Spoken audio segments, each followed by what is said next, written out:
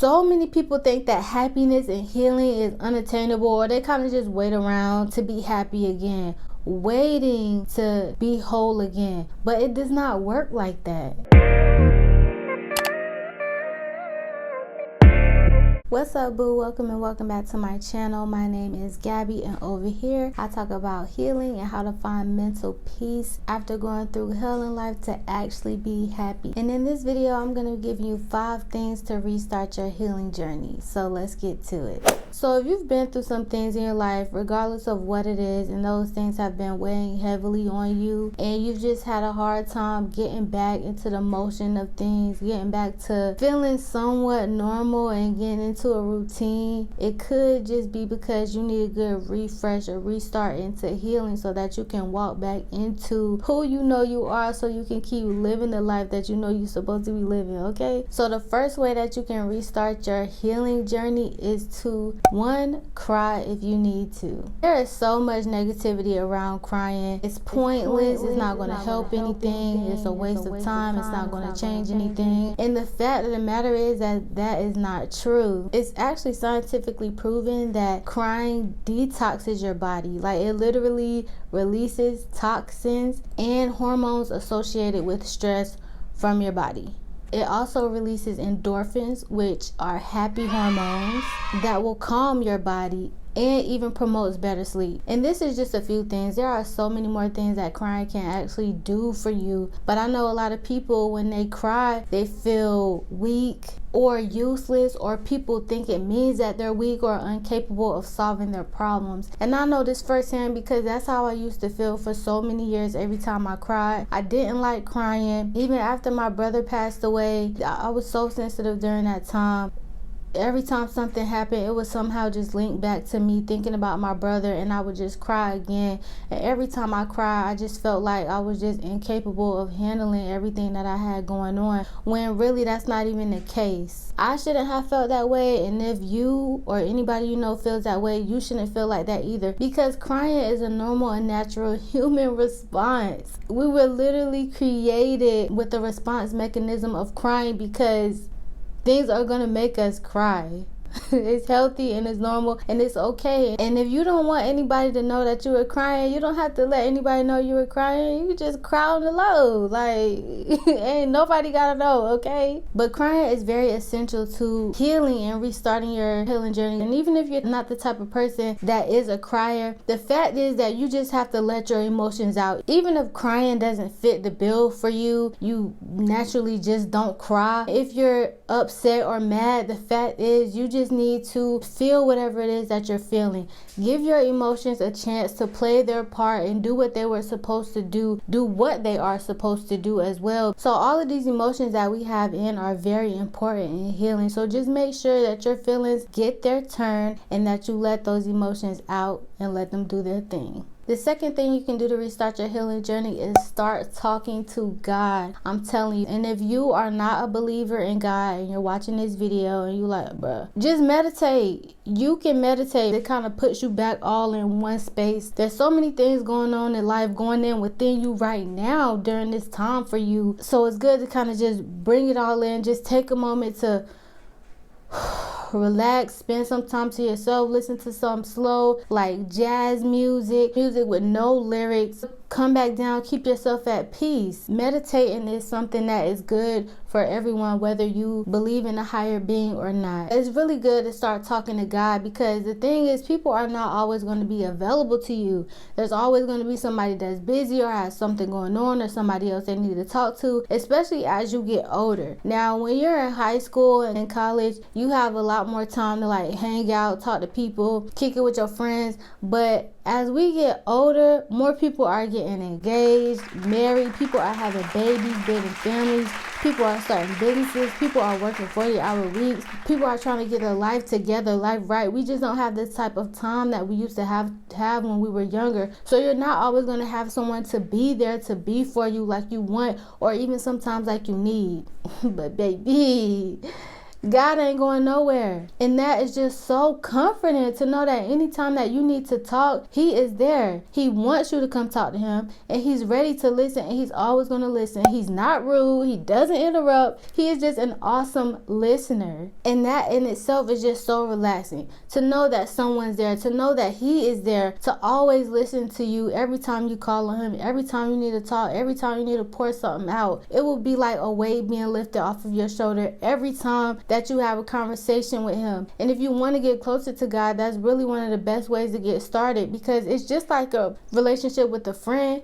You start getting closer to a person and you become friends, and you become something more than friends, like best friends, or maybe a relationship, just because you started out with talking. It's the same thing with God. The more you talk to him, the more talking to him is actually not going to feel like a chore, and you're going to want to talk to him. It's going to bring you peace, and you're going to want to do it. I promise you, it's really going to relieve so much stress and so much tension off you and out of your body to get you restarted in your healing process. The third thing that you can do is start a journal. I mentioned journals in my previous videos because I fully and totally believe in journaling, because we just have so much in our heads, so much that we're feeling, so much going on, and you just really have to get it out. So when you talk, that really helps release a lot of that stuff off of you. But when you actually write it down, you're getting it out and onto a page. And it's just something about getting things out of your brain onto a sheet of paper that just really does your brain a solid. It's like you're clearing up brain space. And I know that's something that I found for myself a few years ago, that I'll constantly be thinking about something, even if it's not anything bad. It's just always circulating in my head. And as soon as I start journaling and write it down and get it out of my head, it's just like this sense of peace just comes my way.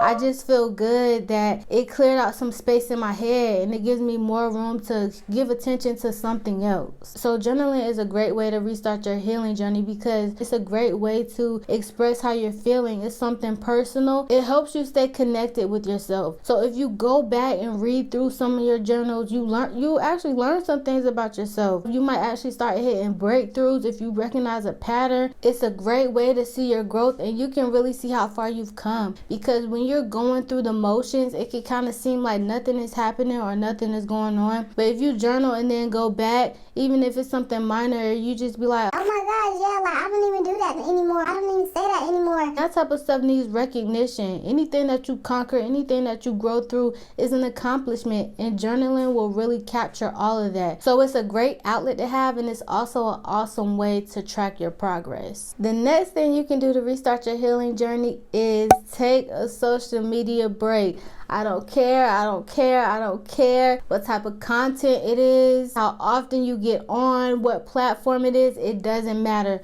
Social media is social media, and it is taxing mentally and emotionally, and sometimes spiritually too. So you really need to take a break if you are serious about restarting your healing journey. Also, all that screen time is not good on your brain. They talk about that a lot for kids, but that's actually the case for adults too. It takes effect on certain parts of your brain, and it affects the quality of your sleep. It's just something about your brain or your body just getting into that mode that you're about to go to sleep. I also found in research that social media triggers dopamine, which is a feeling that brings happiness and pleasure. That's the same hormone that triggers certain other activities that people do that make them become addicts. Like people who have eating disorders, they release dopamine, they get happy, they feel pleasure when they eat. People that do drugs, it's the same thing. And studies show that same thing can happen to you if you're on social media all the time. You just get this rush of pleasure and happiness every time you pick up your phone and go to certain sites, and that's not healthy for you or for your healing. Like, have you ever tried to go on a social media break? You don't have to like jump right into it. You can just take it small step by step. And the very first time I started toning down my social media was about 3 years ago. I told myself that I was not going to be on social media after 7 o'clock. In the first few days that I did this, when I tell you I was stuck like Chuck,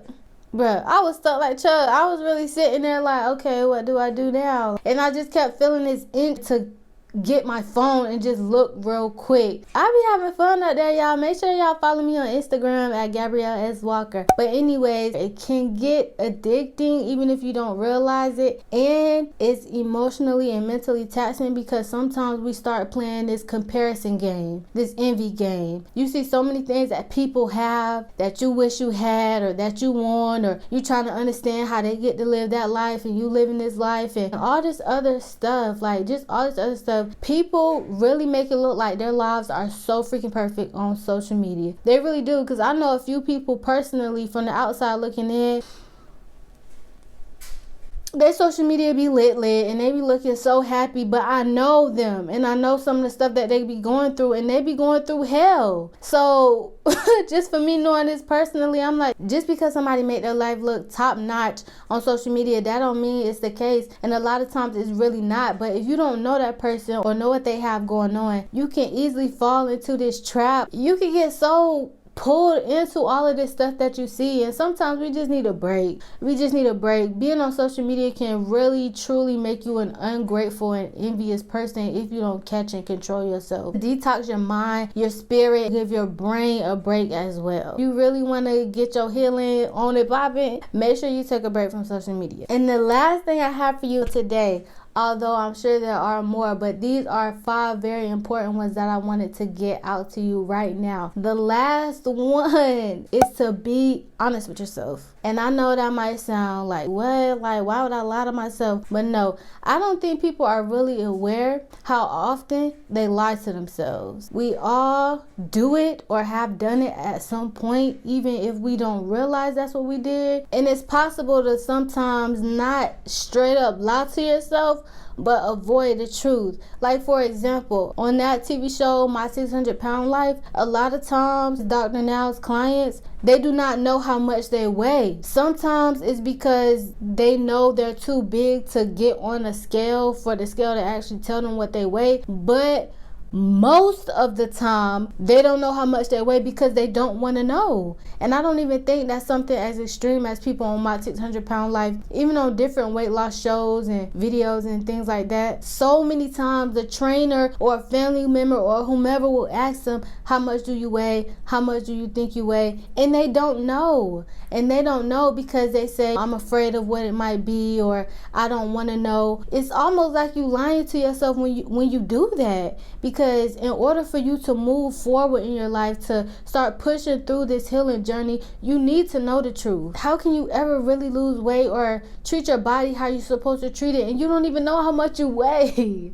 You know that you're overweight, you know that you're obese, but you don't even know what you weigh because you don't want to keep it real with yourself and step on that scale and see how much you actually put on. And that's not good at all. There's already so many other people out here who will try to trick you and lie to you and play to you and hide things from you. Why are we doing that to ourselves? Because if you can't keep it hot with yourself, if you can't be honest with yourself, how can you really truly expect anybody else to give that to you?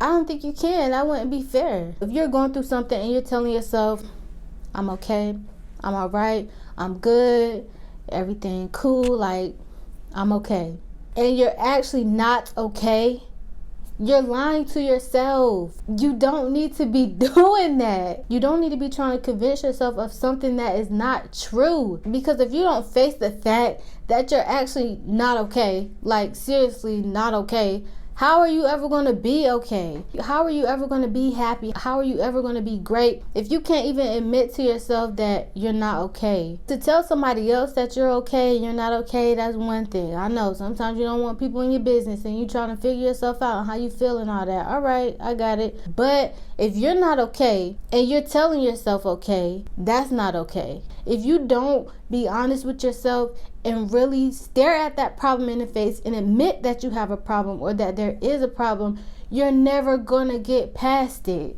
You're never going to get through it. So this is a major way to restart your healing journey. You need to keep it real with yourself and be honest about everything that you are facing right now, things that you feel. So the 5th thing, being honest with yourself, is a major thing, you guys. So many people think that happiness and healing is unattainable, or they kind of just wait around to be happy again, waiting to be whole again. But it does not work like that. You gotta uncover what's really going on with you to get past it and find peace. And if you need help with that, I got you. Click the first link down in my bio to get your free guide telling you the 5 things that you are doing that is stopping you and holding you back from happiness and what to do about it right now.